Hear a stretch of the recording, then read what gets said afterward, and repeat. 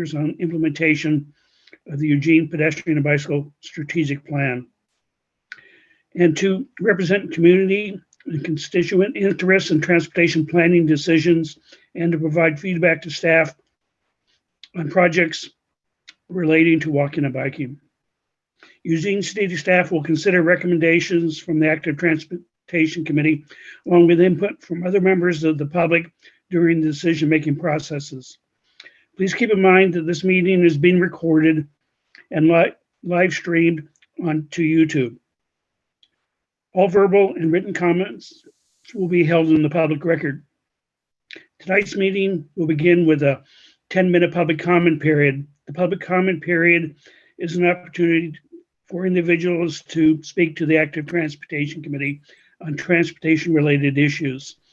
Each person will have up to 3 minutes to speak. To indicate you would like to speak, please use the raise hand feature within Zoom now. The chair will call on you when it is your turn, and staff will unmute your microphone at that time. When it is your time to speak, please give your name, city of residence, and for Eugene residents, your ward or neighborhood. At any time during the meeting, you're welcome to ask a question using the Q&A function or use the chat feature for discussion with other attendees and committee members. Comments will be monitored and recorded. Anyone making inappropriate comments will be restricted from the live portion of the meeting. Questions will be answered at the chair's discretion. As a reminder, civil speech supports everyone in feeling comfortable sharing their perspectives and opinions. Let's give one another the respect and courteous and civil speech tonight. And with that, I'll turn it over to the chair for the meeting.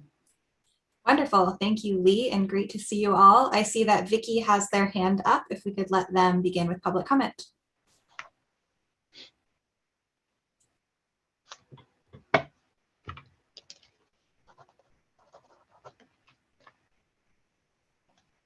Hi, thank you. My name is Vicky Mello. I live in Ward 4 in Eugene, and I'm in the Cal Young neighborhood. And I think you've heard this before. I'm really concerned about speeds of bikes, both individually propelling themselves forward or electronic ones of going really fast. I usually am out on the paths on early morning on the weekends around Skinner Butte Park and other areas where there's some straightaways. There's seems to be a lot more fast moving bikes that one don't give an alert that they're passing, or if they're passing and then there's somebody else, two people that are walking towards each other, they like cut in between and are going really fast. And I'm hoping that there's going to be some type of education, more than just putting signs up on the sides of bike paths, to help educate people that this is a shared use path and that those that are on faster moving vehicles need to be respectful of everyone that's using the shared use path. And I hope we don't have to wait till somebody gets hurt before that happens. And it just seems like I'm seeing it more and more, and I'm very concerned. So I'm hoping that there's going to be a plan going forward to help slow the speed down on the bike paths. Thank you.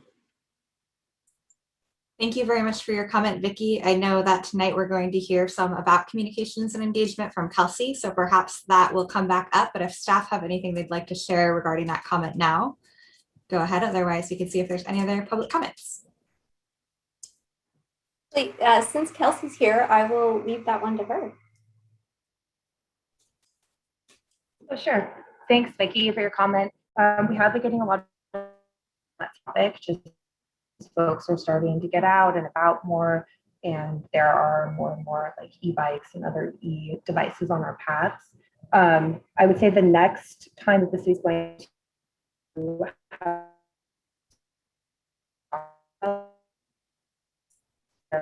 It sounds like Kelsey is cutting out. Shane Rhodes has talked about. Okay, so basically in the fall. Am I cutting out? You are cutting out. Maybe try turning Okay, off. I'm your- going to pass it back to Cass then. Yeah, I'm happy to take that. Vicki, thanks again for coming tonight. Yes, there is a diversity of speeds that are happening on our paths now, greater diversity with a greater mix of modes and with people simply moving faster. We are soon to embark upon a community engagement campaign surrounding, excuse me, there's some distractions in my household.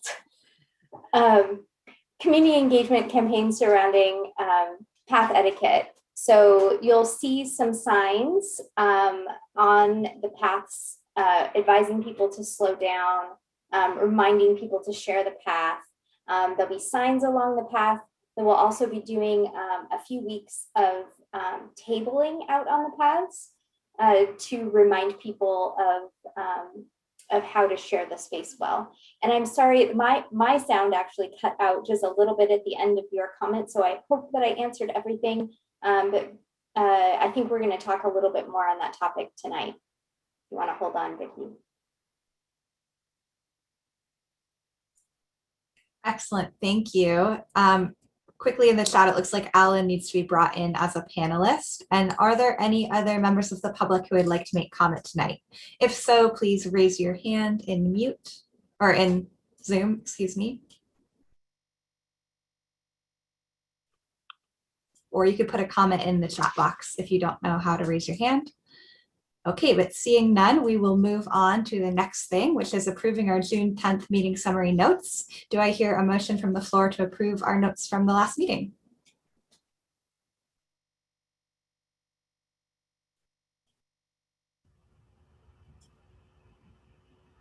I second Julie's hand. Okay, wonderful. Thank you, Julie and Dan. And if I could get thumbs up, sideways, or down for approving the June 10th meeting notes. And if I don't have your video on, if you want to just put your raise hand up or put in the chat and future comments during the meeting. Thank you. Okay, looks like that passes unanimously. So we can move on. Our first presentation tonight will be from Andrew and Rob from the Moving Ahead project. So I'll turn it over to both of you. Thank you very much.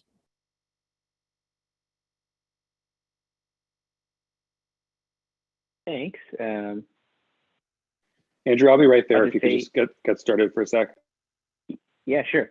So thanks, everybody. I am presenting, I guess, more as an LTD staff member for the moment because Rob and I are co-project managing Moving Ahead, and I'll share my screen with you. So I don't know that all of you have encountered Moving Ahead before because we've been working on this for a long time and there's been some turnover on ATC, I'm sure, along the way. So we just wanted to kind of give everybody a refresher of what Moving Ahead is. And then we'll talk more about kind of where we've been over the last year or so with COVID, provide an update on some recent meetings we had with the LTD board and city council, and talk just about where we're going in the future with this. And we think that ATC is probably going to be very interested. So I'll just keep going until Rob gets back. But Moving Ahead is, it's a partnership between the City of Eugene and Lane Transit District, really just looking at what type of investments we can make for people walking, biking, using mobility devices, and taking transit on 5 really important streets in Eugene. And those are Highway 99, River Road, 30th Avenue to LCC via downtown, Coburg Road, and Martin Luther King Jr. Boulevard. And our goal is to kind of develop a set of, a set of investments that we can make on each of those 5 corridors about over the next 10 years. Obviously, we probably won't have everything built in 10 years, but working towards making some investments in these corridors over the next 10 years. Andrew, I can jump in now And if you want. Yeah, sure. Take it, Rob. Sorry. Okay. So like Andrew said, it's focused on these 5 corridors. And Andrew, I don't know if you said, did you say when Moving Ahead started? So we started in 2015. Okay. 2015. So it's been going on for a while now. We had hoped it would go faster, but sometimes things take longer than you hope. But we have some new energy, and we're trying to see it through the finish line. And the goal of moving ahead, like Andrew said, is to develop a set of projects that could be implemented over a 10-year period that will transform these streets, making them safer for people walking, biking, rolling in mobility devices, and riding transit, as well as helping to implement our land use vision, climate action goals, and LTD's frequent transit network, which you could see the plans here that represent those different goals that we have. And some of you may be familiar with LTD's comprehensive operations analysis, which was called Transit Tomorrow. And that's a different process for moving ahead. Moving ahead focuses on capital investments, so the infrastructure, while the comprehensive operations analysis focused on the bus service that will be provided on these and other corridors. And I think Andrew can probably come back sometime this fall when LTD gets that going again to talk about that process and what that's going to look like, because it was kind of cut short by COVID. One major facet of moving ahead compared to how we have previously delivered MX projects is the system level approach. So looking at 5 corridors at once allows us to make better decisions about what types of investments will benefit the overall system, which is how riders experience our transportation network and how LTD operates. We're also using the process to engage the community on a vision at both the individual street and at the network level. And previous corridors, so the MX corridors, took about 10 years from the project initiation to opening day. Moving ahead was designed to more quickly make the investments our community needs to make these streets safer, more efficient, and more livable. And then from the LTD operations side, these are streets where buses are most likely to get stuck in traffic. And this has been happening more and more each year. So corridor investments can ensure that bus travel times stay consistent for years to come and don't keep getting longer and longer. And this has benefits both for the bus riders' trip durations and also for LTD's operational costs, because there's some corridors where LTD has to actually put out an additional bus into service because of how that affects their headways. So I think Andrew's going to take it the next part of the presentation. Yeah, and so when we're talking about moving ahead, we're really talking about, we call them 3 alternatives, but really we're talking about a spectrum of investments that we can make. And what we call the no build is just LTD's service that we have out there today. It's no investment as part of this project, right? There'll be investment from other projects that the city does, but not this big coordinated investment with LTD. When we talk about, I think we all know what MX is, and that's our highest version of investment. That's what we call bus rapid transit here in the Eugene Springfield area. It includes features like articulated buses that have doors on both sides, really high quality bus stations with a kind of distinct look to them, dedicated bus lanes where there's an opportunity and a need, and we can get that street space for the bus. When we talk about enhanced corridors, we're talking about a moderate level of investment. And we think that those would be something more like a regular bus, not the special articulated buses coming at about every 15 minutes, so a little bit less often than we do our MX, and stopping at bus stops that are enhanced, but not quite to the same level as all of our MX stations. There's a lot of flexibility there, and that's why it's, I think, a concept that we started exploring. It's not an all or nothing with making transit investment, and that's what the enhanced corridor really represents. For the purposes of federal grant programs, both of them might be considered bus rapid transit. It's just a sense of scale. And as I mentioned, both levels of investment, the enhanced corridor and the MX, we're talking about making investments not just for the bus, but for people who are walking and biking as well. So they include features like protected bike lanes, enhanced crossings with different types of treatments, like potentially with flashing yellow lights or other treatments where they're appropriate. And one thing to really keep in mind is that when we talk about this spectrum and getting more investment with MX, each of the corridors that we're talking about are really different. And that means that the way that enhanced corridor and MX are applied on each of those corridors are really different. So the tools that we use and even sometimes the scale of the investment is really different across each of those corridors, taking into account, the context of that corridor and what those challenges are.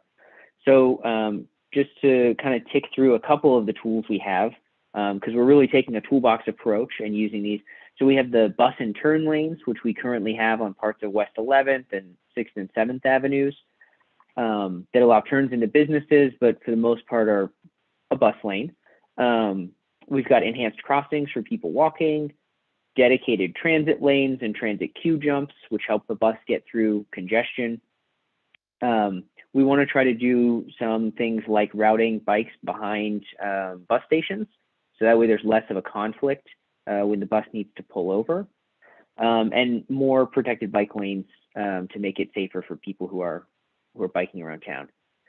So we just wanted to kind of go through and show you, I just put up pictures of MX on here. I didn't want to keep going like through, I didn't want to get through 11 pictures to show you. So just wanted to highlight, I think, some of the features on each of the corridors that might be most interesting to the Active Transportation Committee. One thing to keep in mind as we're talking about this is that we're talking about really conceptual design. So this part of the planning, the planning phase of the project is where we're at. And we have these conceptual designs so that we can start to understand the impacts and the benefits we might get. So there's still a lot of design work to do. So if you see things and you're like, oh, I would put the enhanced crossing like a half block forward or something like that, like those are the details we still have to work out. We're trying to identify really high level kind of concepts right now. So on Highway 99, a lot of the upgrades we're talking about making are really safety upgrades under both the enhanced corridor and MX alternatives. Both of those alternatives include additional crossings of Highway 99. We all know it's really difficult sometimes to cross that street, and there are long distances between lights where there are crosswalks. So more crossings, and also a pedestrian bicycle bridge to the Trainsong neighborhood, which is, you can see on the map, it's about halfway up Highway 99. There's a neighborhood in there that's, if you're walking and biking, you have to travel pretty far out of direction to access Highway 99. And the project is proposing to put a bridge from Highway 99 over to that park, really making it a lot easier for people to access Highway 99 or the bus or wherever they want to go from that neighborhood. On River Road, the MX, I think is, a little bit more striking. So with the enhanced corridor, we have crossings of River Road. We know that that's another roadway that can be difficult to cross. With MX, though, we've proposed to turn the outside lanes of River Road into bat lanes, which we believe would make it safer. It would reduce some of the maybe driving behaviors like swerving and speeding that we see on that roadway. And also, we envision protected bike lanes. Sorry, I'm just reading my notes here to make sure I tell you everything. Yeah, and so protected bike lanes on River Road to make it much safer, and then those bus lanes to really help with the transit travel time and also to make it safer for people who are driving too, to reduce those bad driving behaviors. Rob, do you want to talk about Coburg Road? Sure, and Andrew, feel free to jump in if if I'm not capturing this accurately. Coburg Road is definitely probably the most congested of the corridors for buses and for motor vehicles in general of all the corridors we're looking at. Unfortunately, Coburg Road's kind of narrower. There's less room both from curb to curb, but also like the right of way, like behind the curb. And so it's kind of challenging to make it work better for walking and biking. I think another thing that is different from Coburg Road compared to Highway 99 and River Road is it actually does have more frequent traffic lights. And so there's actually more crossing opportunities for people walking already. And we actually just put a new one in between Beltline and Willackenzie as part of our Northeast Livable Streets project. So where I'm getting at is here a lot of the improvements in Coburg Road are really to help the buses get through traffic, especially with the MX alternative. One thing is this is kind of applies to the entire Moving Ahead project. It's not as aggressive as maybe West Eugene MX, in that there are some places where we felt like the impacts to businesses would be too great to put in dedicated transit lanes. So probably the best example of that would be at Willackenzie, the intersection of Coburg Road with Willackenzie, where there's some businesses built up right to the corner, and buses get stuck in traffic there. And so ideally there would be dedicated bus lanes there, but we felt like the impacts would just be too great. There's also where there are enhanced pedestrians crossings proposed for this alternative. They are mostly on Chad Drive and Crescent. And you can see that up there on the upper right-hand part of the image. And actually one interesting thing about this project is it goes all the way to the Gateway transit station in Springfield, but there wouldn't be any capital investments on the Springfield side. Do I have that right, Andrew? So it would actually create a loop with the MX system, and it would create some interesting sort of operational opportunities for how to run the system and make it work better for bus riders. Do you want to go to the enhanced? Are you just showing the MX alternatives? Is that right? That's fine. Yeah, I just showed the MX. I didn't want to bore everybody by ticking through 11 different pictures, but we're happy. I have pictures of everything, and we're happy to bring anything up if people are interested. Okay, thanks. So the enhanced is for Coburg Road is kind of similar. It's just less intense in terms of the dedicated bus lanes. 30th Avenue to LCC, to be perfectly honest, with more analysis, we kind of feel like this is not a good project to bring forward. Partially, the Transit Tomorrow process had recommended that LTD should ultimately put the frequent service on Patterson and Hilliard, and moving ahead was proposing Oak and Pearl as a way to get to LCC. So we kind of feel like it just doesn't necessarily make sense. It also took out a travel lane on Pearl, which while our modeling showed that would work, we feel like just with our sort of professional judgment that it wouldn't work to take a vehicle lane off of Pearl moving southbound, and that it makes more sense to focus on Patterson and Hilliard. Also, there weren't a lot of pedestrian and bicycle improvements as part of this alternative anyway. So it's not like we're losing any of those. And in fact, some of the visuals from moving ahead actually showed the High Street protected bikeway sort of as, I don't remember exactly how it was framed, but it's sort of linked to moving ahead. Yeah, if the city hadn't funded that and moving ahead was going more quickly, we did intend to fund that through this project. But obviously that's going ahead much quicker than moving ahead is, which is great for our community, I think. But also one thing we've really heard a lot is that we should be looking at more crossings and more infrastructure for people biking on 30th Ave, kind of in the Lane County part after you start going up the hill there. Moving ahead really didn't focus on that area a lot. There's not any real congestion for the bus. And Lane County is actually working on their own study of kind of what active transportation investments are necessary to make 30th Avenue work better. So, that's why moving ahead really didn't make a lot of investments for people walking and biking in this corridor. And the other pieces I think are going ahead without the project. So that helps explain, I think, where Rob's at a little bit. And we're participating in that Lane County process. And in fact, that's going all the way to Hilliard. So it does include part in Eugene, but not at a high level of detail.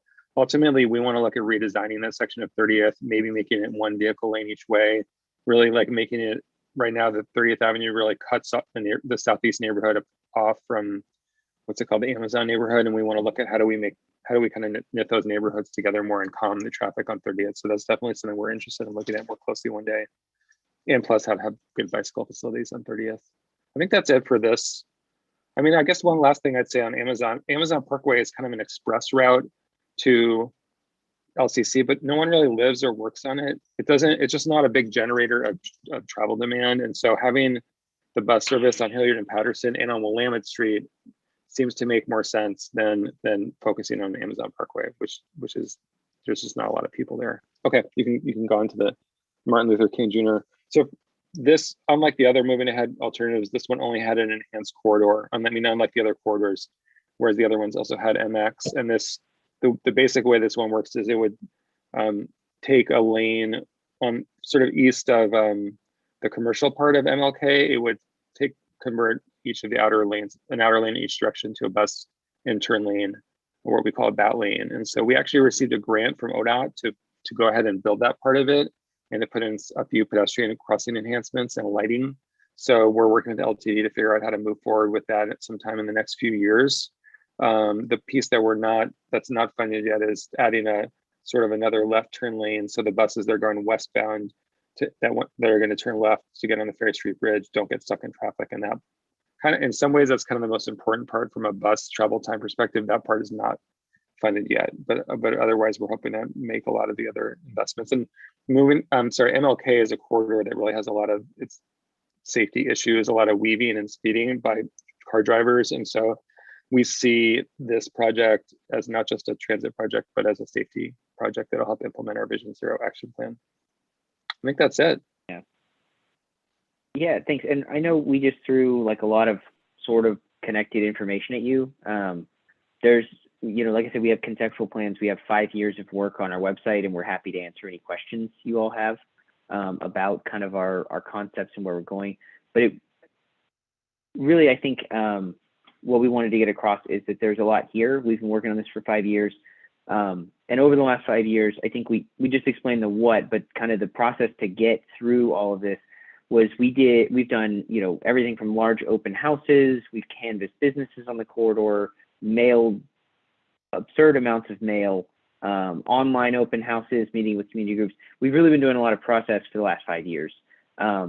Several formal public comment periods. I have probably seen a lot of you at our events. And all of that culminated in October of 2019 with a public hearing, a joint public hearing with LTD and City Council, LTD's board and Eugene City Council. And we had kind of intended to be where we are today about a year ago, but COVID hit and that delayed us. We wanted to put the project on pause while the community figured out kind of our public health response. But staff are really, I think we thought it was a really good time to get going again now that the community's starting to return to somewhat normal again. And so on May 26th, we held a joint work session where we explained kind of we wanted to restart the project in public, right? Get people aware that we're kind of working on this and this is going to lead to a decision later this year. But we also wanted to share the results of that public hearing with LTD's board and City Council. And I was really encouraged because the board and council members really, I think, were enthusiastic about the opportunity to make investments on the street. There was a desire to move forward with the process and really get to a decision, later this year, early next year. People want to move quickly because there's potentially funding coming down from the federal level. The landscape has really changed in the last year since we put the project on pause. And I think that I'll just say staff are really optimistic that we're going to wrap this phase of the project up and be ready to take advantage of some of those opportunities if they do come our way. So just kind of where we go from here, we had that May 26th joint session. Formally, we have these project committees, and we'll have them make a recommendation to the board and the council. Then they'll deliberate and they'll make a decision. There's a lot of work that goes into all that. Staff have been working on it since May, and we're getting ready to get some dates on the calendar, hopefully soon. And part of that decision making, we're not going to do any more formal public comment periods like we do, but of course there's an opportunity for community members to testify before board and council meetings before they make decisions. And kind of bigger picture, one thing I really stress to people is we set out to do 5 corridors at once and kind of do that planning work to really streamline how this process works, because we know that we have a lot of needs in the community and we can't take 10 years for every corridor and 50 years to get these 5 corridors built out. So this planning phase doesn't lead to construction, but it is a huge milestone because it lets us go and do things like seek funding, which is always a challenge, but we are, I think, historically very good at bringing funding to the community. Both LTD and the city of Eugene have brought a lot of investments into some of these corridors or other corridors in the past. And then we can refine the designs, do the environmental review, And actually, that's what leads to construction, and that can happen, pretty quickly, relatively speaking. We spent 5 years to do this first phase, and we're hoping that we can more quickly leverage all this work into making those next steps happen quickly. And I'll just note that in the past, when LTD and the city have done these projects, we kind of set out and we got a big chunk of federal money, and then we did the whole corridor at once. And we've recognized that, particularly when we're looking at doing 5 corridors, that might be ambitious or unrealistic to think that we're going to get that much money all at once.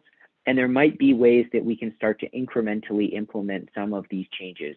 And I think Martin Luther King Jr. Boulevard is a great example of that. The city has found funding to do at least one new crossing and bat lanes, and LTD's working with the city to figure out how we can realize more of the vision of an enhanced corridor along that street. And it's not going to be complete. Like Rob said, we're missing some of the key transit components, but making those investments with a smaller amount of money means that we can get them out faster and that people can benefit from some of those things today, even if they don't benefit from all of them. So we're going to be really strategic and figure out which of these can be funded, quickly and incrementally, and which of them should be funded kind of at the whole corridor level. And there are a lot of things that go into that, and we have a lot of work to do to figure that out. But I did want to highlight that we're trying new and innovative approaches to get investments out in the community as quickly as we can. So with that, Rob and I will answer any questions you have, and I'm happy to try and dig up graphics or whatever we need to have a discussion. Wonderful. Thank you both for that highly informative presentation.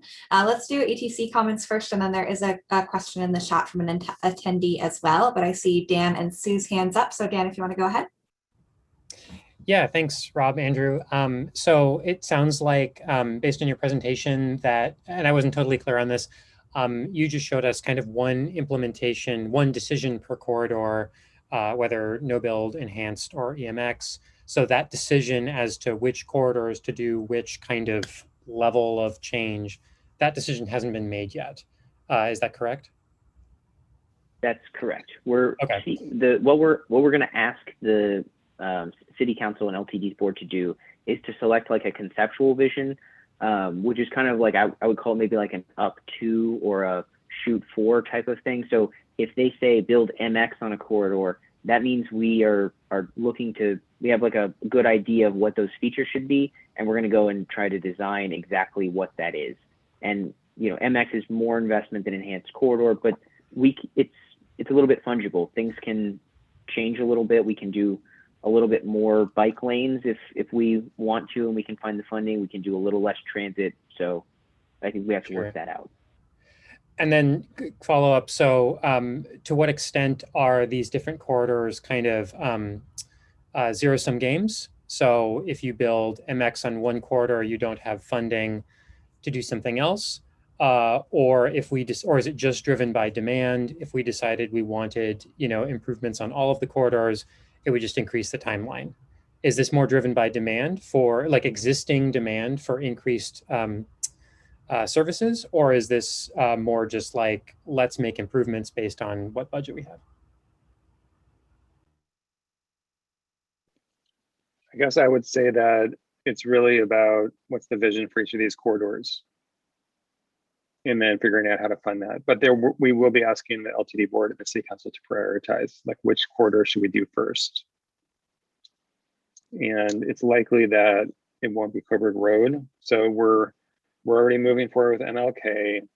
We're proposing to drop the one to LCC and the other. So then there's 3 left: Coburg Road, River Road, and Highway 99. So it'll likely be that Coburg Road would be the third priority, and the other 2 would be prioritized above that in terms of order. But it's ultimately their decision. I'll just say too that, like, once we get their conceptual decision, some of it is going to be based on opportunities, right? So I hope it's not a zero-sum game. That's not the way we look at it. In a priorities world, there may only be funding for 1 or 2 corridors in the next 10 years. But also, like I said, the city's already found a way to fund part of the MLK vision. So I think it's going to be really based on what's out there. And if people are right that the federal government would like to invest a lot of money, we want to be ready for that. Thanks all. Go ahead, Sue. Yeah, this is sort of like Daniel's question, actually. It's just, I mean, last time I heard about moving ahead, we were being asked to choose between MX and enhanced corridor and no build, basically. And now you're presenting one option for each corridor, but that's not set in stone, I guess, or council, Sorry, council is still being asked to make choices, or what are they choosing between? Yeah, so the choice is still on each corridor, no build, enhanced corridor, and MX. I just put up those maps of MX and I made them all MX just for, something to look at while we were talking about some of the considerations on each corridor. Very much no decision has been made, and there are still 3 options on most of the corridors except for MLK, which just has no build and enhanced corridor. Does that answer the question? That's still the what you remember is still the question and the decision that needs to be made. So would this presentation you gave us be essentially the same that you give council, or would you still be presenting to them 3 distinct options? Andrew just didn't show each option for each corridor just to save time. So like he said, they will be choosing for each quarter, they will be choosing between enhanced, MX, and no build, except for MLK, which is just enhanced and no build. Does that make sense? Yeah, sort of. I mean, what's the confusion? Well, I mean, I guess the way you presented it, it kind of looked like, okay, we're asking you to choose between this choice and nothing else. But in a way, it's more helpful than, it's very difficult to, I found the last round of public input that it's hard to, everybody would love to have MX on all of the corridors, except it doesn't seem feasible. So, in a way, the presentation you gave today seems a little more realistic, I guess. Mm-hmm. Also, we'll be asking them to we're also asking them to prioritize. So it's like which alternative for each quarter and what's the order of prioritization. Now, like Andrew said, if opportunities come along, we may build some element of another one sooner. They might say, go for a big MX project on River Road, but do more incremental enhanced on Highway 99, where you're looking for opportunities to build out parts of it. Go ahead, Andrew. Oh, I was gonna say, I'm gonna post a link to the executive summary of our alternatives analysis. And I think it does a good job of laying out kind of that there are 3 options, and it has a really good summary of some of the considerations and the criteria that we're asking, about, like things like travel time savings, how many people might ride the bus in the future if we make those investments, things like that. And it makes it more clear. I think exactly what you're saying, Sue, about it being confusing. We've gotten a lot of feedback from people that when we come out with, we used to talk about investment packages, so bundling a choice on each corridor into these packages, and people really found it hard to engage with. And part of the reason that we're simplifying the way that we're presenting it is that, one, it's true that we're talking about a spectrum of investment, but we are asking, I think, for City Council and LTD's board to make a choice. And sometimes that choice is really clear, right? Like if they select enhanced corridor, that means that we're not going to do some of the things we do with MX. We're still going to make investments, and those investments are, it's squishy within a band, we might need to take out some of the transit lanes that we want. We might have an opportunity to add in other things that aren't in the conceptual designs, but we're not going to go out and we're not going to build, MX stations somewhere. We're not going to have a 10-minute service guarantee. LTD might operate that, but with MX, we're talking about 10-minute service. So there are things, if you select enhanced corridor, that are just kind of off the table, if that makes sense. But we're trying to simplify the way that we talk about it with the community, because your feedback is exactly what we heard from a lot of people, that the discrete options times 5 corridors and then bundling into packages was really hard to engage with. Yeah, I just to finish up, I think what you presented today is actually a lot more accessible than what I struggled with before. And I can also kind of see how then you could say, okay, let's go for a project that we're going to add bat lanes on this section of River Road, and let's get funding for that and build that.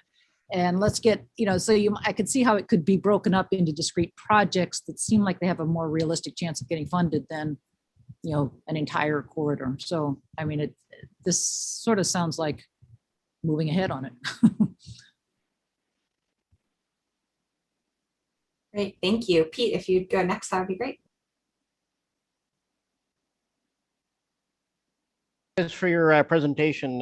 Very excellent. I've been following this for about as long as it's been in the public purview, and I kind of wanted to Sue kind of already touched on what I was going to ask about, and it really was, and maybe instead of making a question, I'll just say that, I understand from reading the documents, there was like the amount of money to do everything with Sue is an enormous amount of money, and I would hope if we could put these things into a little bit more bite-sized chunk to get funding in time, because I think no matter if you put MX or just the enhanced corridor, especially the putting on my ATC hat here,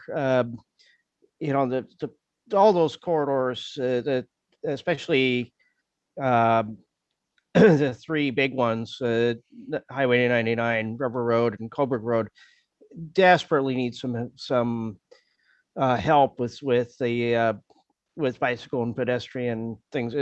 They are enormously challenging to navigate if you're not in a car. So my hope is that it's not an all or nothing deal, and even if you start with some projects, you can continue to do a full plan.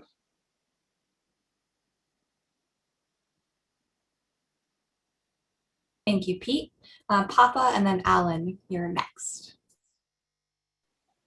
Yep. Thank you, Andrew and Rob, for your presentation. I have a specific question on the 30th project in relation to Amazon Parkway.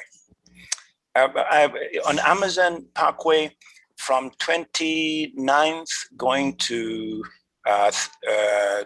Hilliard, you find there's no bicycle lane over there, but from 29th going all the way to 19th, there's a bicycle lane, and I sometimes use that instead of going through the parkway, the park itself, which I find sometimes is quicker for me. But when I reach that point, it's pretty dangerous trying to maneuver there with cars, and I've seen other cyclists who don't know about it actually enter, and you come very closely to getting into an accident. So I wonder, so with the 30th project, would it include Amazon Parkway? Because it seems when it crosses, it's still 30th, but it's called Amazon Parkway. So is there any plan in the future to do something about that area between 29th and Hilliard, for make it safer for bicycles? Thank you. Now there is, now that you mention it. But seriously though, that's the kind of thing we're going to be updating. I don't know if we've talked with you about this yet, but we will be updating the transportation system plan starting possibly later this year or next year. And we'll be looking to update the list of bicycle projects and pedestrian projects. And so I think that'll be an opportunity to say, okay, there's this gap in the bike lane network on Amazon Parkway from 29th to Hilliard. Is that something that we want to fill in, or is there an alternate route that works okay? So that, I think that, I'm going to make a note of that, but I would encourage you to bring it up then when we get to that point in the process. Thanks. Thank you. So I have a question about bicycle improvements, and I'm wondering whether any of the options that are being presented foreclose improvements for bicyclists and pedestrians. In other words, if you're enhancing a corridor for either bus or MX service, is that going to preclude some options, say for protected bike lane on MLK or affect bicycling and walking on Coburg Road? Are there any trade-offs that we need to know about? That's a really good question. And if Andrew showed a slide earlier, that was from early in the process where it was, I don't know what we called it, but it was kind of like the right-of-way workshop where we had strips of paper to show the trade-offs so people could see this is, they were literally to scale. So you could see this is what we can fit within the right-of-way of each corridor. And obviously it changes along the corridor, but they're sort of typical right-of-ways, especially amongst the ones that the non-30th one. I think it's sort of a case-by-case basis in terms of the question you're asking, Alan. So on MLK, I think the feeling was that the bike paths on either side of the street were adequate and that the bat lanes were a good choice. Now, of course, that's, those could be converted to protected bike lanes. I think that's the choice the city could make at some point. Then on River Road, I think there's enough room within the street width for us to install protected bike lanes and the bat lanes. We can, when we have an opportunity to redesign that street, and the lanes are pretty wide. Hang on, I'm just gonna take a minute. I just realized there's nobody around. So River Road, and I think on Highway 99 there are no dedicated bus lanes. So to the extent that we can carve out space for protected bike lanes, it's really about restriping it. Again, I think it's kind of a street with wider travel lanes like River Road. Coburg Road's the tough one. It's there where we did create more space for buses. It was literally by widening the street, and we did not propose wider or protected bike lanes on Coburg Road or wider sidewalks, as far as I know. And in terms of the bike network, the way we looked at that was that there's not, let's face it, we could just take Coburg Road and say, we're going to widen this street, put in setback sidewalks and protected bike lanes, but we would literally be buying like a strip of houses on either side of the street. And maybe that's the right choice for Eugene, but I don't think there was an appetite for that as part of moving ahead. But it's something that, again, when we go to update the TSP, do we want to take a more visionary approach to some of these corridors and look at acquiring property along the entire corridor because we're looking at 50 or 100 years? Maybe that's something we should talk about. For Coburg Road, the bike network, we're going to be building, we have a grant through the Central Lane MPO to build a protected bike lane on Oakway. And so the idea there is to build a parallel protected bikeway network on the west side of Coburg Road, on Oakway, Cal Young, Willa Kenzie streets. And then on the east side, we just built a path on the east side of Coburg Road from I-105 to Oakmont, and then we have sort of more of a neighborhood greenway network on the east side of Coburg Road moving north, and that ties into the path that ODOT built along I-5. So that's sort of the vision for the Coburg Road corridor for biking. For walking, it's just not great. We have a lot of it is curbside sidewalks with only a buffer from traffic as a bike lane. There was just not the room to do anything. The right of way is right behind the sidewalk. Again, as a city, I think it's a good conversation for us to have. So I think that covers most of the corridors. It looked like Sue maybe posted something in the chat. My guess is it's about Martin Luther King. She hates the bike lane because of the driveway crossings. So, maybe that's something to talk about more in the future. We tried to make some of those better when we paved Martin Luther King about 10 years ago. The curb ramps were pretty narrow. We widened them out. We could look at making them more like raised, so people exiting the driveways actually have to go up and up like a raised crossing. Maybe that's something we should be looking at. So I think there might be some tools like that, but it does seem like we have the width there already. Is there a design treatment that would enable us to have those paths work well on MLK plus have the dedicated transit lanes? Anything you want to add, Andrew? And I have no idea where we are in terms of time, so I apologize for that.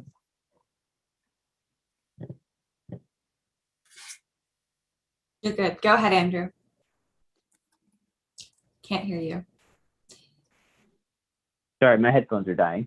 I was gonna say, I think that's a good summary. I think that there's kind of, always a trade-off when we're talking about widening a street. How that works for people walking and biking, right? Wide streets are harder to cross. That's just a fact.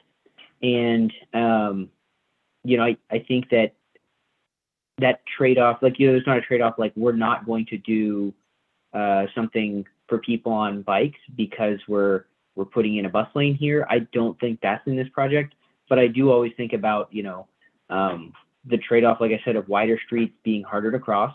That's real for people in our community. Sometimes though, I think that if we can do things that make the bus 10 minutes faster every trip, that might be worth it. That's my personal opinion on that. But that might be the only place I see that trade-off really coming out, Alan. Okay. Is there evidence that, say, adding that separate lane can reduce the travel time for MX or other transit and increase ridership? In general, more bus service and faster bus service tends to increase ridership.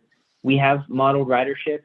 I think that when you're talking about what we think the bus is going to do in 20 years, people are rightly skeptical of our numbers. They're the best numbers that anybody has, and they're not, people who say that they're not accurate at all, that's not true. But forecasting ridership numbers 20 years out is pretty tough, and there's a good margin of error on it. But we do know that more buses coming and faster buses will get more people on the bus. It also creates a lot of capacity. So if the city starts doing other things, like totally outside this project, but like hypothetically, if parking were more expensive, or if there were a commute trip, like employer commute trip program like the city's working on, if there were state mandates about employers reducing the number of people who drive, or whatever scenario you want to talk about, there's a lot more capacity on the bus. The bus will get you there a lot faster. Right now, the bus is quite a bit slower than driving for most trips. And that means that a lot of people don't want to take it. They don't want to spend an extra 30 minutes on the bus when they could drive there in 15 minutes. So we're making the bus more competitive. It also reduces the long-term operational costs for LTD. If we can save 10 minutes on a bus trip, we can put more service out for the same amount or less money. So there are a ton of benefits to it, but it's not, simple, if that makes sense. Okay. Thanks for your responses. Okay, thank you. For a quick time check, we have around 6 minutes left on this topic. I think we could probably squeeze in a couple more after that. So let's definitely get to Dan and Steve's comments next, and then we'll return to the one in the chat. Steve, go ahead first, please. Yeah, okay. I just want to make a couple of quick points about two of these corridors. MLK, as we talked about the fact that e-bike usage is growing and becoming e-bike drivers are fast, and they're scaring people on the bike paths, and we don't want people in the Alton Baker Park on e-bike. So it becomes a really important corridor for e-bike commuting between Springfield and Eugene.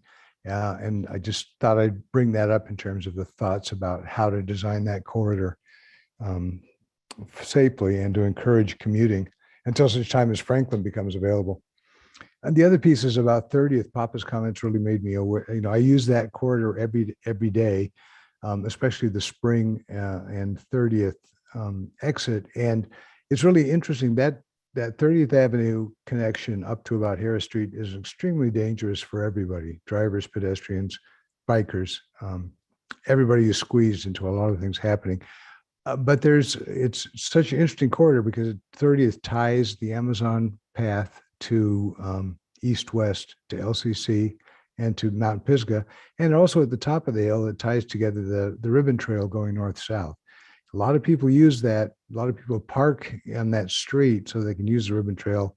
A lot of people used to take the bus to walk or bike to get up to their homes at the top of Spring. That bus stop is no longer available. So I understand fully why 30th Avenue isn't a candidate, for priority for corridor improvement. But I hope you can spin off some things that could be done in combination with the city and with LTD to sort of focus on those little pieces that that used to encourage active transport and now are actually discouraging them.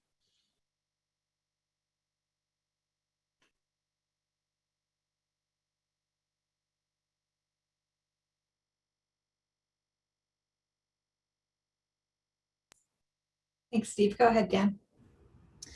Yeah, so I have two questions if we have time for them. So the first is, I know the county is currently going through a design process for the 30th, what they're calling 30th Avenue Active Transit Corridor. And so I'm just curious how your design process, whether or not it happens, right? But just in general, how that is going to intersect with something that Lane County is working on as well. I know they're just talking about the section between Hilliard and Franklin at I-5. But how does anything you might plan intersect with anything they might plan? And then the other question is to something that Rob mentioned during the presentation about impacts to businesses being too great to a section of Coburg at Willackenzie to put like bus service in. And I'm just curious what little bit more about what that means. What is the nature of the impact to businesses in your estimate, and what is kind of going into an assessment like that, particularly when you're weighing in things like, current and long-term effects of the climate emergency? Well, I'll take the 30th one first. That's the easier question. Moving Ahead did not have any infrastructure changes to 30th. Is that right, Andrew? Like, especially east of Hilliard. Sorry, I missed what you were saying. So Moving Ahead, did you miss the question or my answer? I missed your answer. So to answer Daniel's question, Moving Ahead had no infrastructure changes east of 30th. I mean, east of Hilliard on 30th. So there was we proposed a couple of crossings, but not like roadway lane changes. Okay. But we're recommending that we not move forward with Moving Ahead on 30th. So like I said earlier, Daniel, the city is interested in another design process to look at the part of 30th in Eugene. I don't know when that will happen, hopefully in the not too far in the future, to look at redesigning 30th. And we're hoping that there'll be some recommendations that come out of the Lane County process to inform that. Does that answer your question on that on 30th? Okay. In terms of Andrew, I mean, I don't think either of us were involved in Moving Ahead, but you may know more than me about how the decisions were made about not to have a dedicated transit lane on Coburg Road at Willackenzie. Yeah, so I guess part of the story, right, is that LTD has done 3 MX corridors now, and part of learning from those experiences has been how hard some of these projects get whenever, right, like there was I'll just say a coordinated campaign by a bunch of business owners on West 11th. Oh, I remember. And that made the project harder, right? And one of the things that we set out to do, I think, was that better community relations. And part of that was to minimize the impacts, which is a good thing anyway, right? Like if we buy someone's property, that's money. That's more money that the project costs. So if there are ways that we can really minimize the impacts and I think have better community relations, that's one way that we set out with this project to be different than in other corridors that we've done in the past. So when we turned our designers loose and we said, we want as much travel time savings as possible, we want as many protected bike lanes as possible, there are a few kind of considerations that they had. And one of them we told them was, don't knock down any buildings. And there are a bunch of places where I would love to have a bus lane, but unless we can take lanes off of Coburg Road, which we're not going to be able to do that. And if we're not going to tear down buildings, then we're not getting a bus lane there. And that's true on other corridors as well. It's not just Coburg, but Coburg is, I think, a great example of a really constrained, really difficult roadway to make changes to with the current traffic volumes we have and expect in the future, with all of the things that we want on that road. It's just really tough.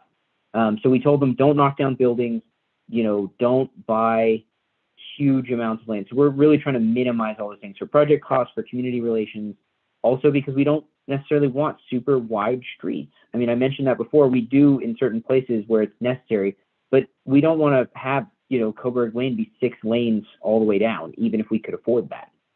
That's probably not going to make it better to walk and bike. So it's a lot of trade-offs and it's really hard. I don't know if that's a good enough answer, but that's kind of the way that we approached it. Yeah, what I heard was oh, this is going to negatively impact businesses, and I bristled a little bit, but it sounds like actually there are many considerations being taken. There are a lot of considerations, and I don't want to minimize.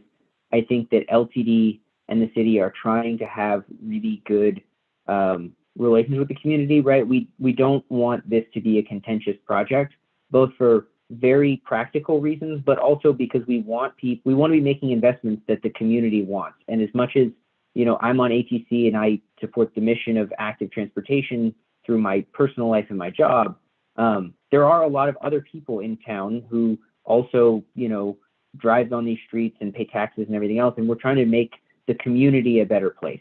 So it's not just, you know, an active transportation focus. It is an active transportation focus, but there's a lot there. We're working to make these streets work better for everyone. And frankly, there are a lot of reasons people who drive should support these projects. There are a lot of roadway improvements that aren't just for people walking and biking. They make it safer and easier, not easier, but they don't make it harder to drive. They make it safer for people to drive. In some cases, when we redo lights, it can reduce congestion at specific intersections, even for people who are driving, because we just upgrade the lights along the corridor, and that benefits everyone, not just a bus. And by lights, you mean the traffic signals, just to be clear. Yeah. So, you know, one area to bring to your attention is where River Road goes underneath Beltline, the MX alternative, and I think to some extent the enhanced corridor to propose widening the street to have dedicated transit lanes.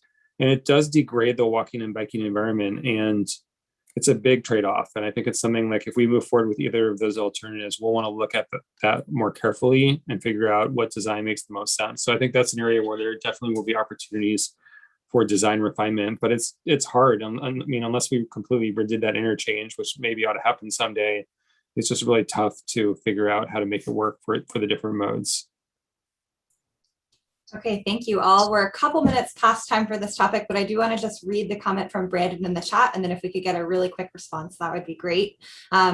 So wondering how the breaks absence of cycling transitions will be covered. Example, 99 transition to 7th going south with no easy legal transition for bikes through that Garfield area, bikes forced on sidewalks, to travel on sidewalks from I-5 west to MLK all the way to Coburg. So I think we've had some similar comments from ATC, but if you just want to add anything there before we move on. I mean, I think the MLK one is, we feel like that is a path. And so maybe to address like kind of what Sue brought up earlier about the driveways, maybe we could make that work better. And so, you know, if Brandon could feel free to contact us offline about that if he thinks that would help make that path better, because it's an important corridor. And if we can't make that path work, maybe we should be doing something different. The Highway 99 one, yeah, we're aware of that. I think that's something that would be good to bring up as part of the TSP process. I tried to get the sidewalk widened or redenited as part of MX, West Eugene MX, and we were unsuccessful. And so, there's not always complete agreement internally. We're working a lot better with LTD, and I think within the city than we were with West Eugene MX. But again, there's going to be this TSP update, and it'll be an opportunity to bring up some of those key transitions and try to figure out how to make them work better. Excellent. Thank you all. With that being said, we'll move on to the next agenda item, which is a communications and community engagement update from Kelsey. Hey everyone, I'm going to share my screen, so feel free to wiggle for a second.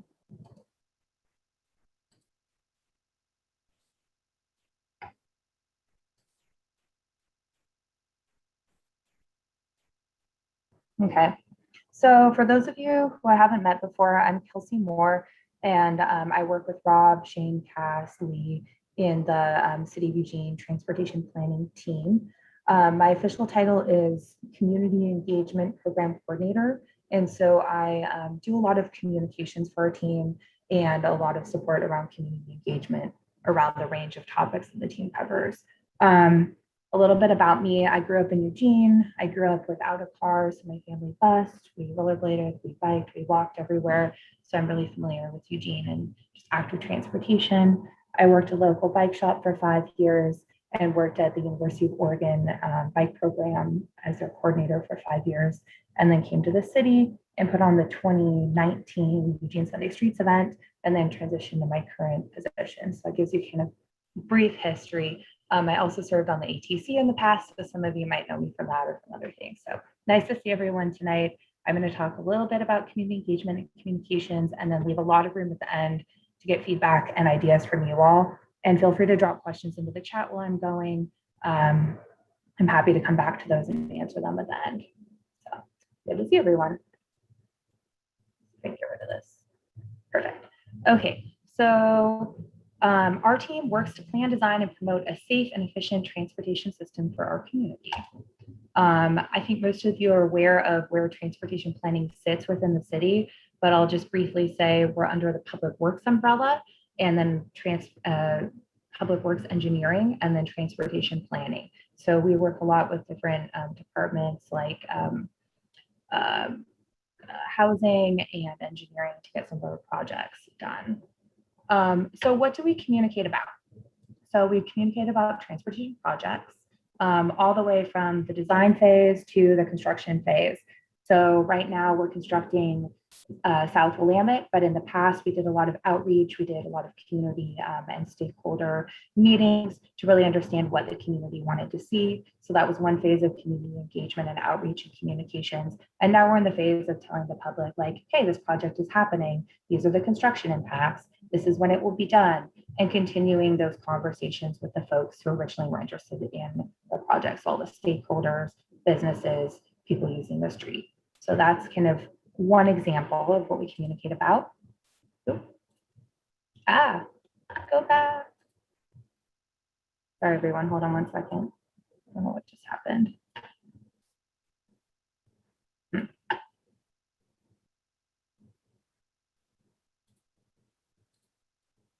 Let me try this again. We'll go to this next one. Cass, any tips on how to make this go back to regular size?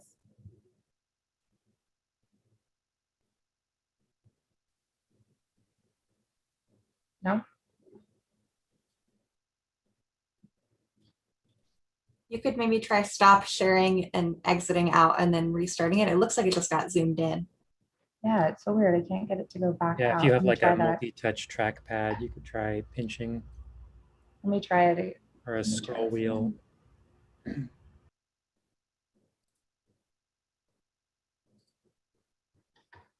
Sorry, everyone, keep wiggling.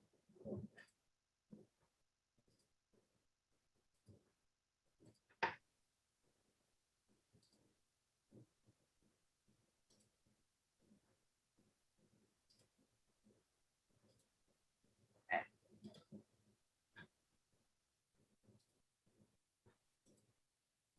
Is it still big for everyone? It looks good, but we're on the first page. So strange. Okay.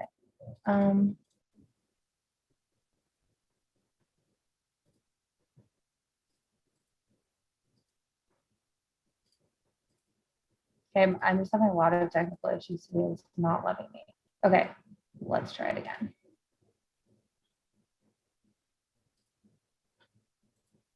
Okay, Cass, can folks- I see. Oh, really quickly, I see your mouth moving, Cass, but we can't hear you. Does it say transportation projects now? Is that the slide we're looking at? Now we're not seeing your screen share. Oh no. It's driving me insane. Okay. I'm more used to presenting on Teams and not Zoom, so this is fun. Okay. Give me 1 more second, everyone. Sorry about this. Let's go back. Okay. So I'm seeing my screen, but other folks aren't. Now I What's think it looks happening? like we're seeing Cass's screen and we see the first slide of the presentation again. Oh, okay. Cass, did you queue up my presentation? Per chance?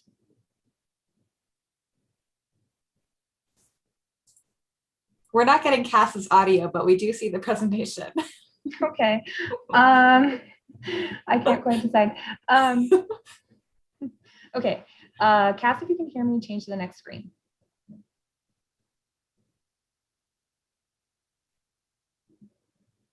Okay, next slide. Okay, great. Thanks, Cass. So we'll go with Cass's version. Sounds like she's got it. Okay, so what else are we communicating about? We are communicating about the city plans. We're asking folks what should be in those plans, and then we're also communicating on what we've done about the action items in those plans. So we're doing reports, different pieces like that, and weaving the information in those plans into all the projects and other pieces we're doing. Next slide. We're also communicating about transportation options. So walking, biking, rolling, busing. We're helping folks in the community know what their options are, how they can access those, what the resources are, and then promoting them as well, and really saying this is a viable option. This is a reason you might want to try this transportation option. Next slide. We're also communicating about our program and events. So a lot of you have volunteered for Sunday Streets. Some of you have probably heard about Open Streets when Cass came and talked about that. We also have breakfast at the bike bridges, about to go out and do a round of tabling around our Path Etiquette campaign. So anytime we're going out, we have a program or event, we're communicating about that and then receiving feedback from community members about how it went and analyzing from that feedback. Did the program or event achieve what we were trying to achieve? Next slide. And safety laws and resources. So we're communicating about safe speeds, rules of the road, different resources and platforms that folks can use. So as you can see, our team holds a lot of information that we communicate about in a lot of different ways. Next slide. So who are we trying to reach? We're trying to reach everyone because people going places in Eugene are using our transportation system, whether they're driving, busing, walking, roller skating, they're going from leaving their house and going to their car, they're still using a section of the transportation system, which means the information our team's trying to get out there is really for everyone. We want to hear from everyone who's interested in giving us feedback about our programs, about the projects in the design phase, the construction phase. So we really want to get all this information out to the whole community and make it relevant for everyone in what resonates with them. Next slide. So how are we communicating this information? This is just a little snippet. It's definitely not everything, but it gives you a sense. So we do news releases with the hope that the media will cover that information, and then that might reach a broader segment of Eugene than we can reach with some of our other communication channels. So recent coverage, South Willamette's gotten a lot of coverage, the two-way of Willamette Street from 18th to 18th to 20th has gotten a lot of coverage. So that's one way we reach community members. We also have Facebook, Instagram, Twitter. So we have Eugene, City of Eugene transportation pages. We also have Sunday Streets pages, Smart Trips pages, and May's Bike Month with different followers. We have YouTube videos and live streams. So one way folks could engage with our team and get information is coming to an ATC meeting. Questionable as to how many community members know about that, but it's something that we can keep pushing out for folks who are interested. The In Motion and Vision Zero e-newsletters are another way folks can hear from us.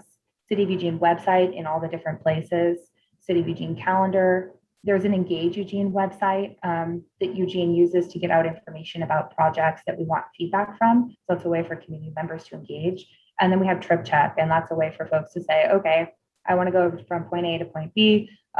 What construction projects are happening this season? So that's just kind of a little snippet of some of the online communications that folks might be engaging with. Next slide.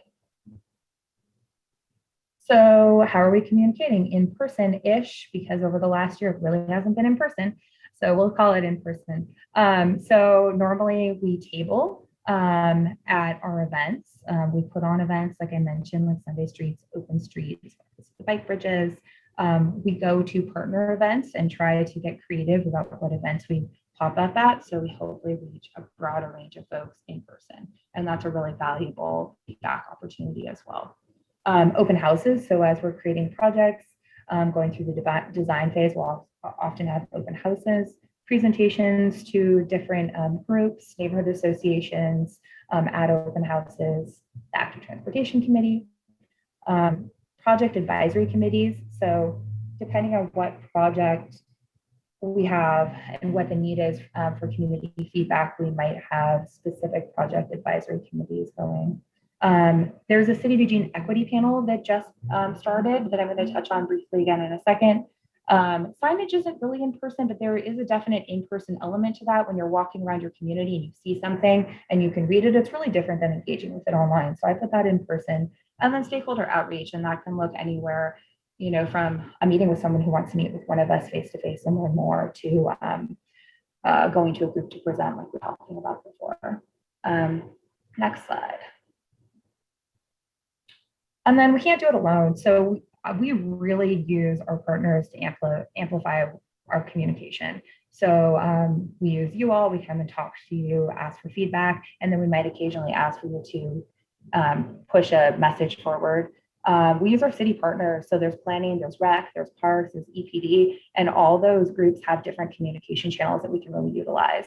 LTD, Lane Council of Governments, the University of Oregon, all the different entities there, Safe Routes to School, BEST, ARP, and the list goes on. But we're trying to get innovative and create more partnerships where we can quickly go to a group and say, hey, is this a message that resonates with you? And are you willing to help us get the message out to your organization? Another piece that I forgot to include in here is the Aquí en la Ciudad, which is a new partnership with the city, with a gentleman, Alex, who runs a Facebook page primarily for Spanish-speaking community members, I think in Lane County in general. I'm not sure if it's just Eugene or Lane County, but we have done some messaging on that platform as well, which has been really interesting this year. Next slide. So I said I would come back to the equity panel. So for the climate action plan the city put together, there was an equity panel, and this is the second iteration of it. And it's slightly different. It focuses on sustainability. There's 8 local organizations who we invited to participate. We just started meeting. We had the second meeting last week, I believe, this week actually. And it functions as advisory to staff.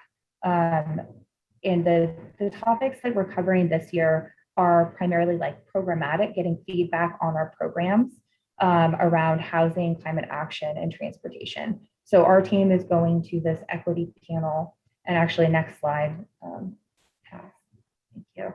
So you can see the panel participants here. These are the groups who are selected to participate. They each represent marginalized groups in the Eugene area and can bring expertise and feedback for us on specific questions that we bring to the panel.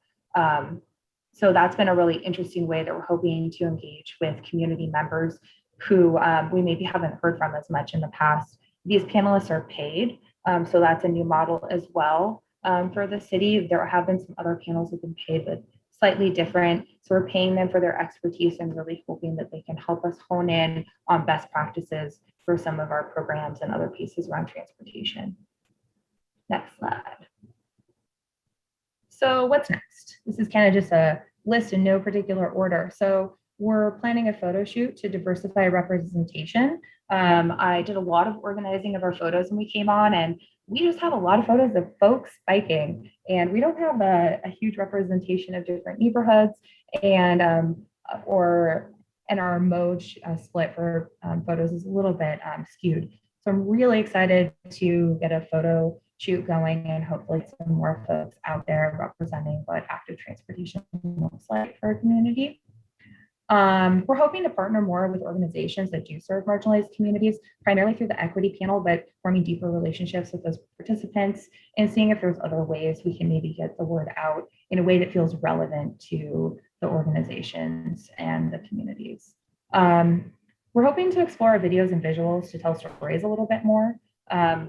That's something we've done in the past with 13th Avenue Bikeway and other infrastructure pieces, but I think there's a lot of room for improvement. And that's a way where folks can connect with the faces behind a project too, and kind of hear the words of why are we doing it. Website update, we're going through all of our transportation pages and hopefully kind of cleaning those up. Definitely doing a look over for accessibility. And then also looking to say, does this tell the story? Is this the information somebody needs when they come to visit us? Path etiquette, tabling outreach. I think Cass kind of talked about this when I was cutting out earlier, but basically in this month, we're going to be doing outreach around path and getting feedback from community members of what they and what their experiences are. We're doing a Be Safe, Be Seen campaign, which is a light and best campaign, and that's in partnership with the City of Springfield and LTD and LCOG. And then Cass will probably come back and talk more about this, but she's working on an electric bike expedition. Next slide. So I really want to know, you kind of got a brief overview now of what are we doing for communications and community engagement, which are kind of intertwined. I know they're two different pieces. Communications are not necessarily community engagement, but in the last year of COVID, they feel less separate, maybe with less opportunities, increased opportunities and fewer opportunities. So just different opportunities. So I guess I'm looking for ideas from you all about either of those topics: communication channels, community engagement opportunities.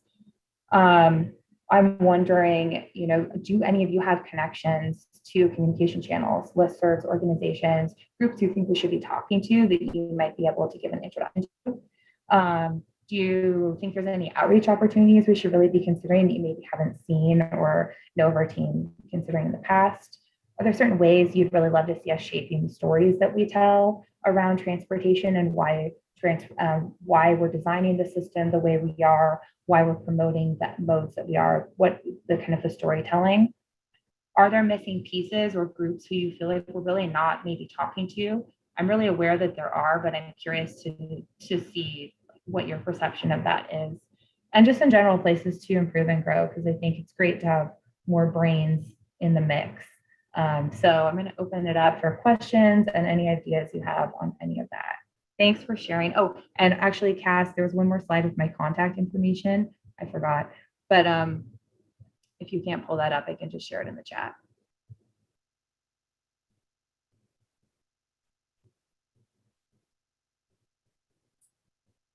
Go ahead, Kelsey. Oh, Grace, do you want to call up folks or do you want me to as they raise their hands? You're welcome to. Go for it. Okay, Sue. Thanks, Kelsey. This might be sort of out of what you're talking about, but one of the things that became very clear to us in working on the Camas Ridge thing is that there is little to no communication between the city of Eugene and this 4J school district. And I think the same could be said between the city of Eugene and Kids Sports. I mean, these are both enormous generators of trips, and they kind of do lip service to transportation responsibility, but they really, I mean, it seems like it would be helpful to just meet with them on a regular basis and say, so how's your transportation planning going? How you got the Safe Routes to School program. How effective is that? Is there any way we can help you? You got too much parking. Oh, wow. Well, let's see how we can help you with that. Some of these big stakeholders might need a little friendly nudge. So that's a really good point. I think what's happening is our team's talking to the Safe Routes to School coordinators, but I'm not sure what's happening higher up above that. And I hear you saying that conversation should be happening at different levels. Rob, if you're still on here, do you have anything to add to what Sue just said about if there is any communication currently? Not really. Like I agree with what you said, Kelsey. It's interesting because Kids Sports does have a TDM plan that was approved by the city because of having lower parking at their new Civic Park location. I think over time we're going to create a bigger transportation options team, and this is more for Kids Sports, I would say, than 4J, that will have more ability to work with entities like that on their transportation options work. For 4J, it's tough. I mean, honestly, I feel like their facility staff they have a lot on their plates, and this is one thing to them. And the same thing goes for the school board members. And so I kind of feel like a multifaceted approach with the school district makes sense. And yeah, they're huge. I mean, they're building new schools all the time or rebuilding schools, and there's probably more attention that can be paid to them. I think the TSP update, again, I know I keep mentioning that a lot, but is an opportunity for us to talk more about that issue, although it doesn't change the city code. So I also think there's just a role that advocates could play here in terms of continuing to go to the 4J school board. They meet on a regular basis. They could hear more from people about this issue. On a related note, Sarah Mazie gave an amazing presentation to the Metropolitan Policy Committee, the MPC, at their meeting last week. And I would definitely encourage people to watch it. I don't know, Andrew, if you could put a link to that in the chat. I'm not at a computer right now. to the NPC meeting about their Learn to Bike program they did last year, and I think she's doing some amazing work. Sue, I wrote down your comments, and I think we can do some follow-up brainstorming around it, especially talking to Sarah and seeing if she sees opportunities for communication channels to 4J as well. Was there anything else you wanted to add, Sue? Okay, thank you. Mary, otherwise known as my mother. Yes, thank you, Kelsey Jean. I wanted to bring up I second what Sue said. I thought she made some really good points there. And a couple of things I had is not, necessarily even recently, but over the years, there have been campaigns, for instance, or I guess they're called campaigns. I can't give an example. Maybe every intersection is a crosswalk, for instance, where as a community member, and probably all of us have had that experience, it's like, oh, that sign should have been bigger, it should have been this, or it's not quite right, if only. And I don't know if the city of Eugene has ever thought about using Active Transportation Committee actually like pre-campaign to kind of be a sounding board, because I think sometimes it's good, just like editors, to get some eyes on it, to make sure it's that you get some community or some more eyes on it. So some pre-campaign input, I think, could be really great. I know it's like, who needs a bunch of people giving opinions, but I think it could be really good. And the other comment I have, I'm not sure where this fits in, but long ago, back when there was some kind of mandate for businesses to have more people using active transportation, there used to be people who would go into businesses or into, say, 4J school district and really talk with them about, talk with the staff about, this is how you can use active transportation and this is what's needed. And so I just wonder if there's any kind of a way to do that. Maybe it's not the right time for it, but I think that sometimes we need a way to reach people, and maybe through businesses or entities about, hey, let's talk about active transportation, and so that's just a thought I have. Are you, just to clarify, are you talking about reaching the employees that are part of that organization or business? That's what I was thinking, to get more people. I mean, could be other levels of the institution as well, but I was thinking of employees. Okay. Cass might have something to say on that around Smart Trips. Yeah, well, actually, I'm hoping my mic is working. Yes, okay, excellent. So Mary, I 120% agree with you. The piece about getting transportation options people actually within employers actually embedded in the employee group is the ideal, and with some regulations that are coming down from the state, we're going to be looking to employers that are at least that have 100 employees or more, potentially down to 50 employees or more. And we'll be talking to those groups about having transportation options programs at their offices or their place of work. And that will, part of that, one of the basic requirements is that they have somebody who is the transportation options person. And we will be providing that individual with lots of resources and that they can share out, and things that they can tap into for their employees as well.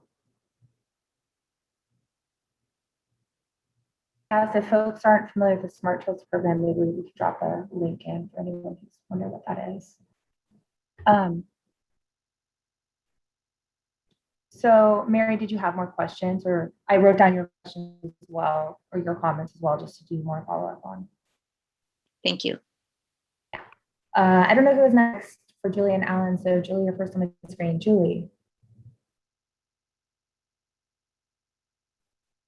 Yeah, as far, a piece that we really found in the communication about Camas is that we would never have known that was an issue unless someone had pushed it out to us. And so then we were able to make it into an issue and, sort of coordinate with people who we thought would be good advocates and, you know, get something done. And it was successful. And it would be very helpful to those of us that are willing to go out and advocate and, you know, pull in those relationships to sort of know what you need help with in very, you know, very specifically. I mean, I just learned from the Safe Routes that you know, there's the issue at North Eugene High School is fairly hairy as well, and can use some community advocacy. So there's, you know, it will be just helpful to know for us who are willing to advocate to know more and, you know, get those very specific pieces of information so that we can sort of do something. The other comment I had was with regard to Vicky's, you know, question about her comment about, you know, egregious bike path behavior, is that if you ride the bike paths, I mean, you definitely notice there is a certain kind of rider, and they're not going to come to an information table. And there are certain demographic and age group, and without being too pointed, like good luck. And because Won't everyone stop? Just kidding.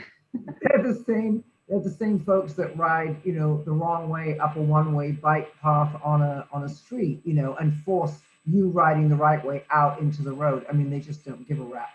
And now a lot of them have electric bikes, so that makes it really, really challenging. And I just wondered if the city has actually considered ticketing or, you know, confiscation of the bike in question. I mean, impounding a bike like you would a car, which is, you know, because tickets are expensive, you know, and maybe, you know, that raises a whole equity issue. But sometimes I just go, your bike gets put away for 2 weeks. I don't know, you know, I'm some big old grumpy lady, but, you know, that's a comment. No, that's interesting. So I don't know if Cass mentioned that part of the Path Etiquette campaign that as part of will launch in the fall will actually be signage. So there'll be signs along multi-use paths.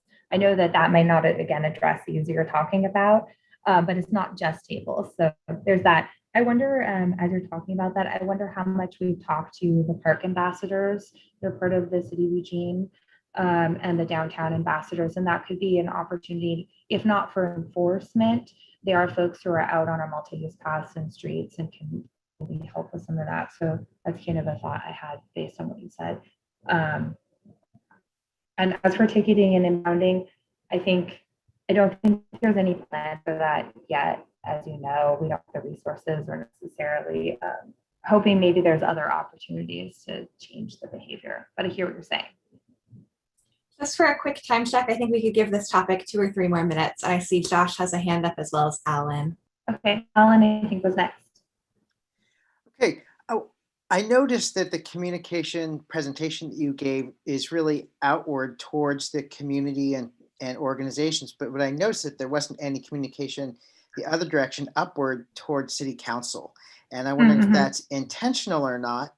And, you know, our subcommittee on the ATC has started to have some conversation about reaching out to city council about sort of what the community pulse is. But I'm just wondering where and who communicates to city council what the general public is concerned about. That's a really good question that came up a lot at the equity panel as well recently. So I would say my job scope is a little bit more internal communications with city staff who are doing similar work to me. So communications folks, other folks doing community engagement, people on my team, the transportation planning team, engineering throughout. I don't necessarily at this point go and talk to city council. However, Rob does. And I believe Rob does a monthly email. Is that true, Rob? Not really. No, you do send updates. It's just really there's no regular way that we report to city council. We do have a city council newsletter that's available to the public, and it's a good resource. And we try to provide updates on our programs in the city council newsletter. So for example, I think the etiquette campaign will be something that we put in the city council newsletter. But one thing that I just want to be clear on is that the city council sets policy, and then it's our job to implement the policy or to bring them a plan to adopt. And so some plans, like the Move Use plan, is adopted administratively, so it's not go to city council, but it helps to implement the policy they set, such as the goals of the TSP. So yeah, I won't go. I know that we're short on time, so I won't go into any more detail right now. Okay, and I'll comment on what Rob is saying. Alan, some specific pieces that have been presentations on specifics to city council from our team in the past, but I think that yes, Rob's right.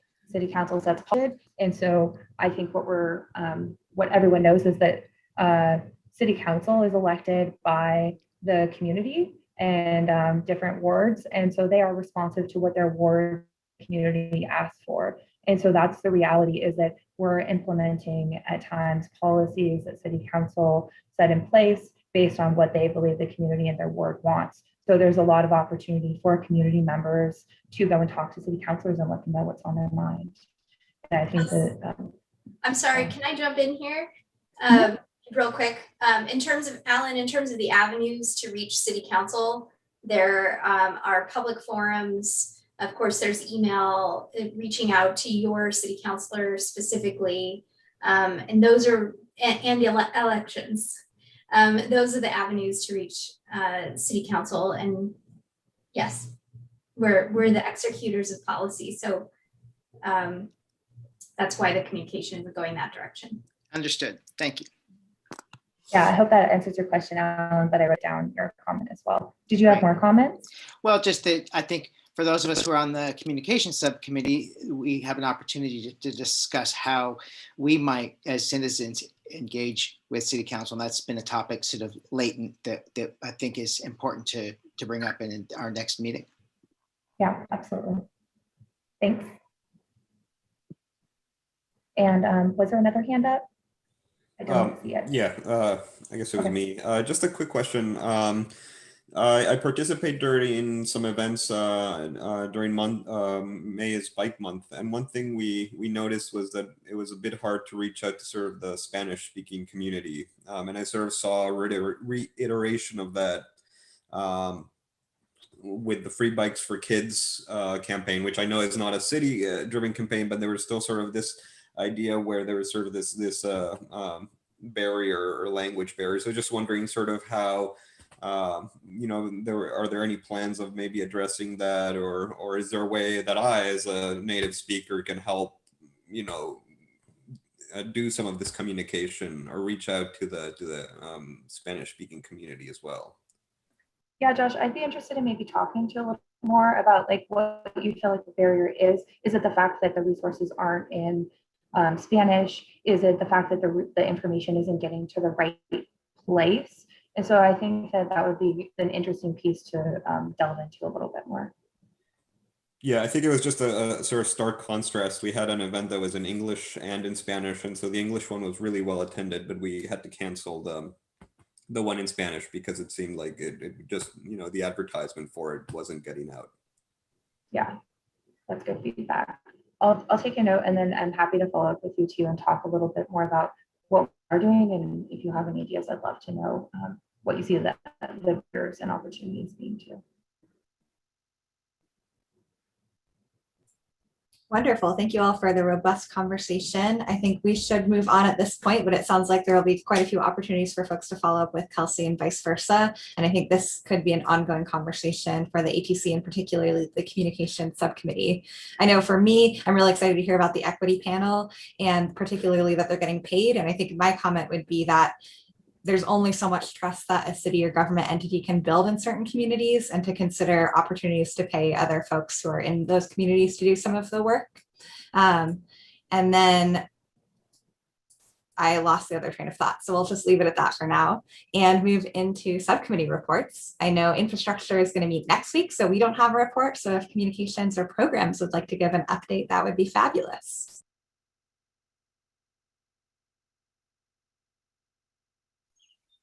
I could do the programs committee, I guess. We did meet. We started off with getting some updates from Shane about things that the city is doing, such as the tabling along the bike path etiquette program and that groups that are working together best is working with Safe Routes, and hopefully the city will coordinate with them. He talked about a critical mass type ride on city streets that might happen in September. But anyway, we kind of got to where, okay, let's enough talking about things. Let's look for things we can actually do. So what we settled on were several things. There was a good bit of interest in the walking school bus, which Safe Routes is putting together a pilot of it. And several program committee members expressed interest in helping with them. So they were going to contact either Hillary for Bethel or Sarah for 4J about how we can get involved in helping make a walking school bus successful. Another issue we talked about was 13th Avenue. There's some ongoing safety concerns. We particularly looked at the intersection of 13th and Pearl, and we did take some action. Several of us agreed to contact the city about the fact that there's some tree limbs that make it almost impossible to see the signal at 13th and Pearl. So hopefully some pruning can happen there. But otherwise, we were also talking about maybe coordinating with Josh Kaczynski to try to figure out how to unroll the 13th Avenue bikeway to the U of O students when school gets back in session, and try to encourage appropriate use of the path then. So I think Steve was going to be our point person on that. And then also the fact that there's the Riverfront Park is supposed to open, I guess it's scheduled for August now. And so we were thinking about having some sort of ride or event or something. So Steve was going to contact Emily Proudfoot, who's the coordinator of the parks program, and see if we can do something there. We also, I'm not sure how it came up, but we were interested in the bike valet parking that was used at the Olympic trials. And we didn't actually know among ourselves who's actually managing the bike valet program. Is it being successful? Is it stable? And is it? I think Kat initially ran it, and Kat is not really doing it anymore, but somebody apparently is. So we were just wondering what the status of bike valet parking is. And if anybody else can think of anything else we talked about that I didn't mention, please chime in.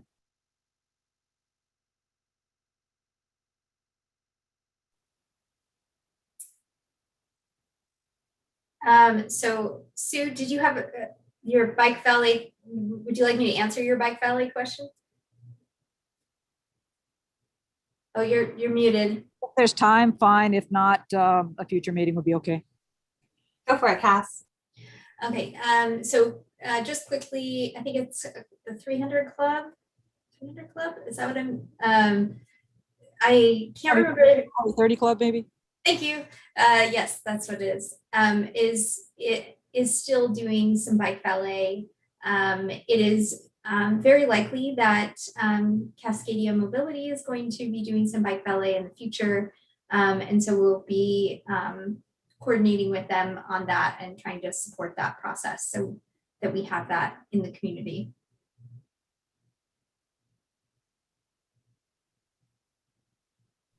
Okay,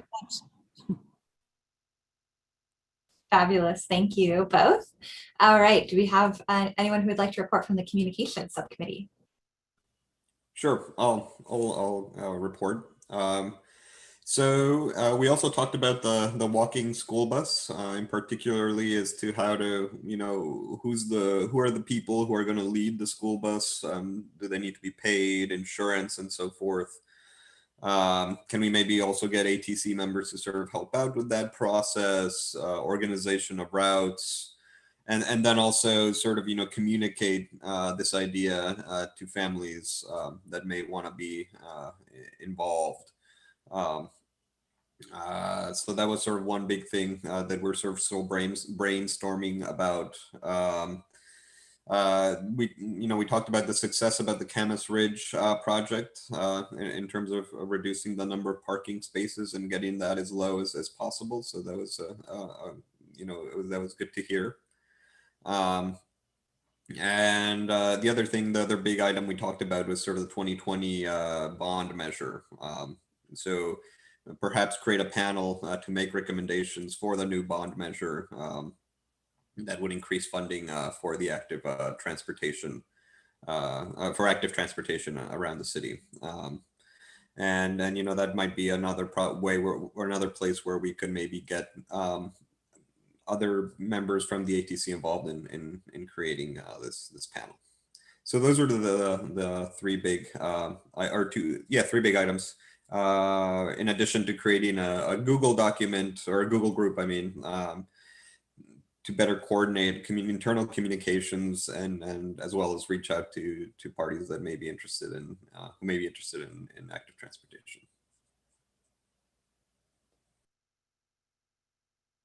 Wonderful. Thank you for that update. And I'd love to just check in with city staff about if there is anything we should be considering in terms of creating a Google group and communicating outside of committee meetings with several members of committees and those types of logistics. My recommendation would be to use email. It's especially helpful if you can set up an email that is just dedicated to committee stuff, so that you always have that reference to look at later, but that's up to you. But I would recommend email.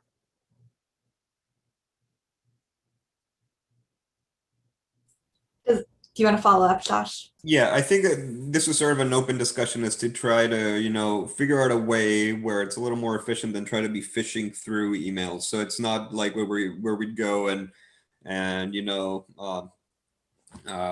send out a citywide alert or anything. It's mostly internal, but then of course communicate with city staff in some manner as to what would go public. But I think we're trying to figure out how to best communicate between ourselves in a way where it's a little bit more organized, perhaps,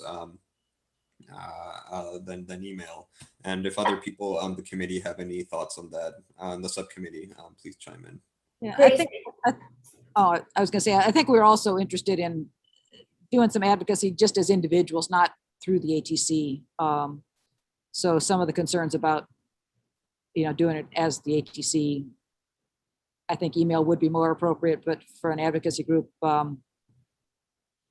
we asked several people, and Google Groups seemed like the most feasible way to go. So in terms of communicating about committee stuff, as a departmental advisory committee, you all can decide what works for you. You're not kind of held to some of the same legal standards as council advisory committees. So do whatever you decide. But your work in advising the Department of Public Works, it would be separate from advocacy work that you might be doing in the community as individuals.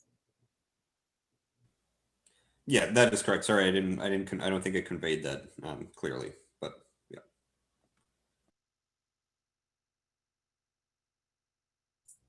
Okay, excellent. Good to have that cleared up. And are there any other updates around the subcommittees? Otherwise, we can move into general information sharing and project updates.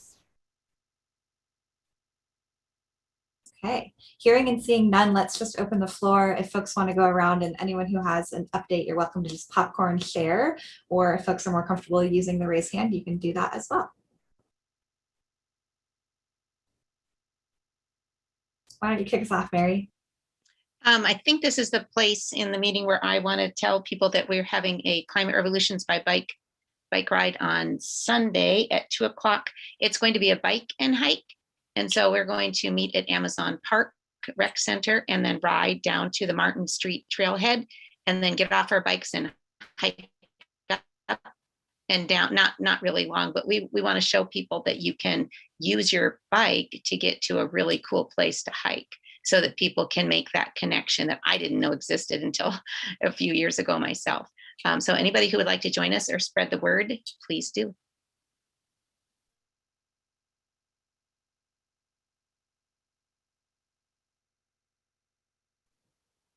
I'll pop in here just as staff. Kelsey alluded to this, but there is going to be an e-bike expo. We had originally planned this for Bike Month, but due to COVID, it got delayed. And so it's now scheduled for the evening of August 27th, which is a Friday night.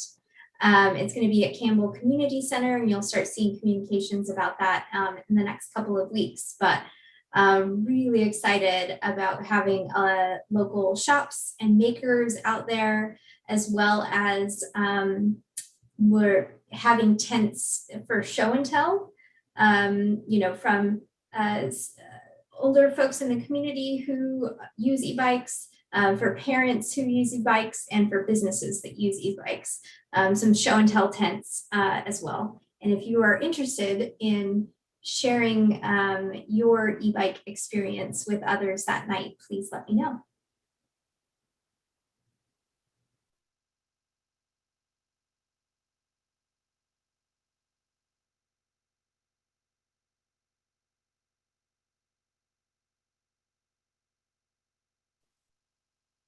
Cass, will you do some e-bike drag races from the Campbell Center along the riverfront path there as part of the event? See what we can do, Steve. Okay, thanks. One thing that we discussed briefly before the meeting started, I asked Cast about was whether or not there had been any progress around returning to some kind of in-person or hybrid meetings.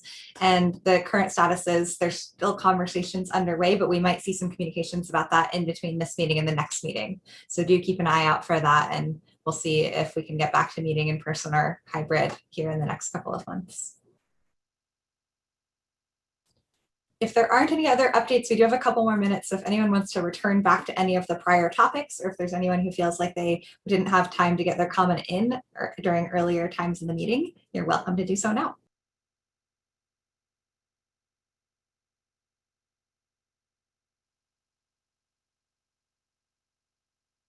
Go ahead, Sue.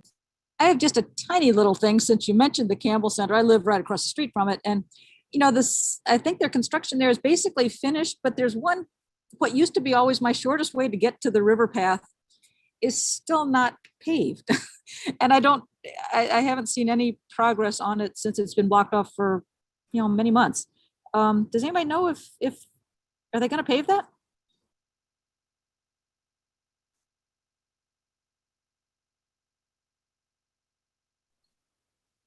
I don't know. We could ask Tom Powers, who's the person who runs the Campbell Center. I could ask him to get back if you want to know. Yeah. Kelsey, your voice is kind of cutting in and Sorry, out. You're frozen, so you might want to put it in the chat.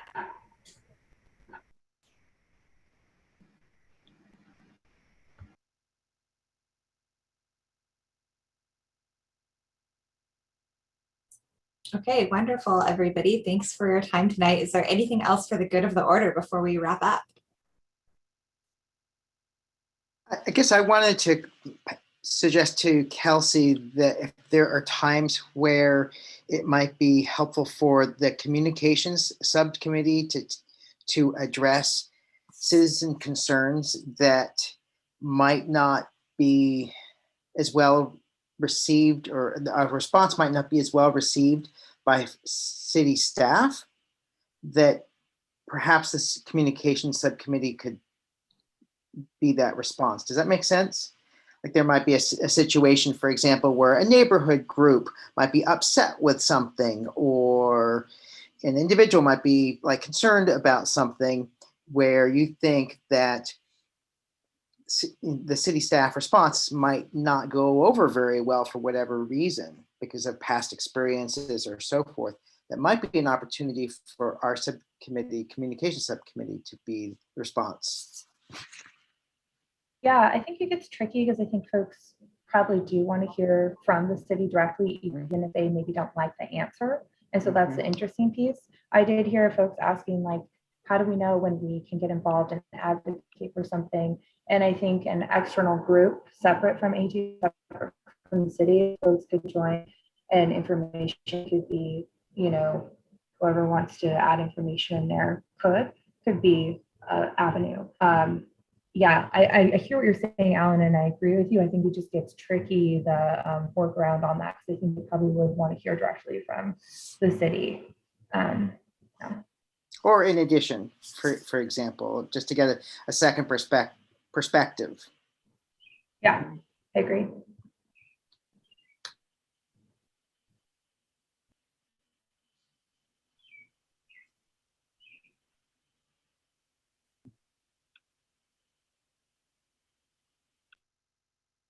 Fabulous. Sue, I see you're off mute. Did you have something else you wanted to add? Okay, excellent.